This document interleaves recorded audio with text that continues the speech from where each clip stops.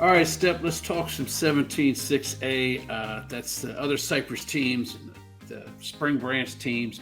And, we got a new coach over there at Memorial. So this is going to be new. It's been 30, 40 years since somebody different, it seems like. Talk to me about the coaching change there. And then It's been a while. It's been a while. and then there's a fight at the top last year with Cy Falls, Cy Fair. Talk about how you feel this district's going to kind of play out.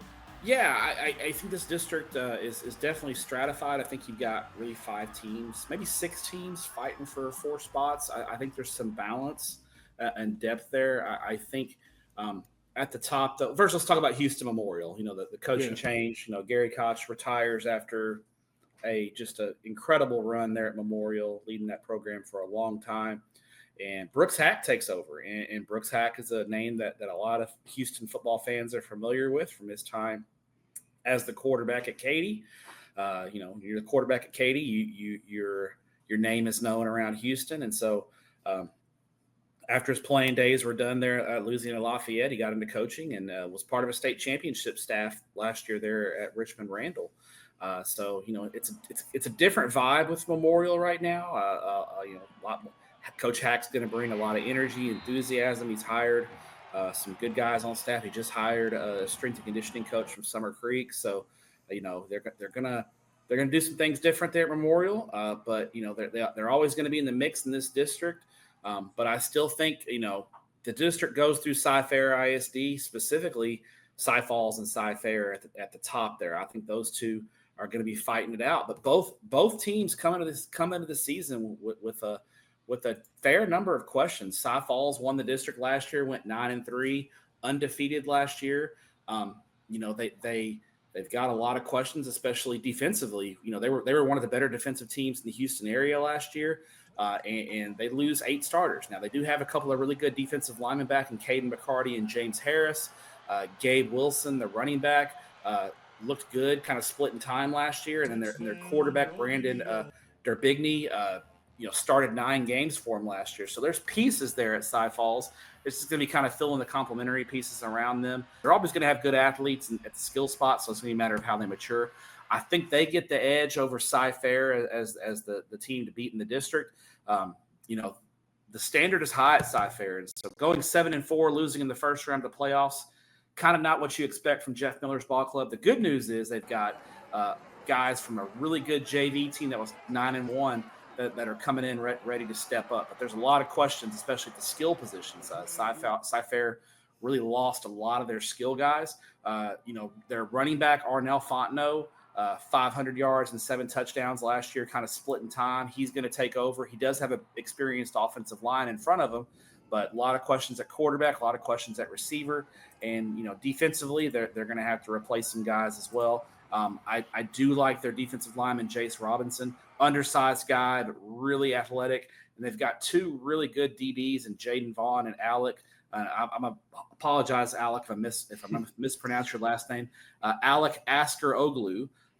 His friends call him Alec. Let's just call him Alec. Those 2 guys, Division I prospects in the secondary, but they got questions, depth on the defensive line. They're not very big, and then questions at linebacker. So Cy Fair is a team that I think will be in the mix. And then you kind of got Houston Stratford kind of lurking. Yeah. They probably bring back more than everyone else. They bring back 10 starters from an area finalist team. Coach Rankin's done a great job getting Stratford to the area playoffs in 3 of the last 4 years. They got a veteran offensive line, 4 starters back on the offensive line. So that's the good news for Stratford. Ford Polly is the guy to watch on the offensive line. He's big time. But they got to replace a new quarterback. They got to replace a bunch of skill guys. They're going to lean heavily on that offensive line and running back Davis Kendall, who ran for 500 yards splitting time last year as well. They got a good Jonathan Joseph, their defensive back, is a Power 5 prospect as well. And then linebacker Jax Blundell is a good player as well for that Stratford defense. So there's playmakers there for Stratford. So I think those are your top 3 teams. I think you could probably put those teams into the playoffs. And the real battle here is going to be for 4th between Memorial, Jersey Village, and Psi Creek. Memorial's got a new coach. Psi Creek, Devion McKinney's going into his 2nd year. They really struggled last year. They kind of did a full rebuild. Well, they got 15 starters back. They got a lot of guys back. Psi Creek's always going to have some good athletes, good playmakers at the skill spots. So I think Psi Creek could be the real kind of fast riser in this district. I love defensive lineman Marlon Cook, unanimous first team all district player. Running back Garland Wilburn had a big year last year, is back. They got Kyle Moss had a good sophomore season for Psi Creek. So I think Psi Creek's your sleeper. Memorial always solid. They don't have a lot of big names. They just always are solid across the board, but they're young. Keep an eye on linebacker Isaac Richardson. He's kind of their main guy as far as the defensive side of the ball. Lots of questions on offense. Look for Dylan Norris, the junior, to take over and lead the offense. They do have a really good athlete, Grant Sparandio, who's a Texas baseball commit. So I expect them to use him all over the field. And then you got Jersey Village. Lavelle Norris last year was in an interim role. He gets the job full-time. They struggled last year. They bring back 10 starters, 30 lettermen, and their JV was 7-2-1. They're probably the most athletic team in the district, top to bottom. So I think Jersey Village is going to be right there in that mix. I think it's going to be a really interesting battle in 17-6A for that final playoff spot between Memorial, Jersey Village, and Psi Creek. Well, you kind of took the ball and ran with that one this week, Steph, man. You were on the go. So I did my research. I did my homework, Wiz. I did my homework. I know you did. You're like, I didn't mean to let you, I didn't mean to please. You know. I ain't gonna wait for your little peddly questions. You don't even know what you're talking about. I want to talk about Psi Ridge. No, just kidding.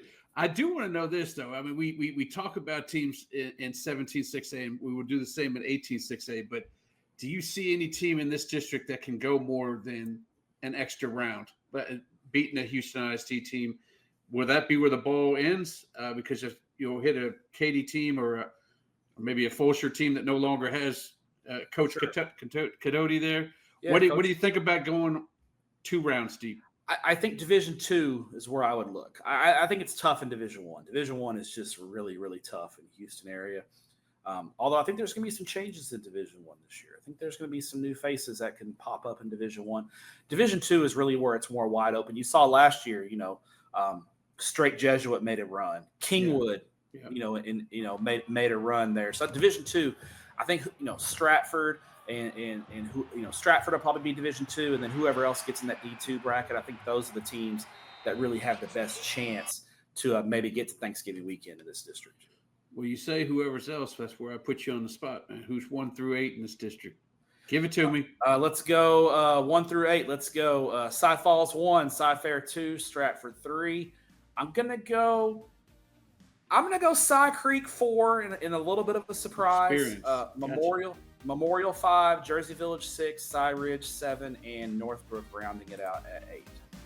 There you go. And when he gets it right, y'all come back to me in November and let him know he got it right. Right. Tell me I got it right. Don't just tell me when I'm wrong. Tell me when I'm right. Exactly.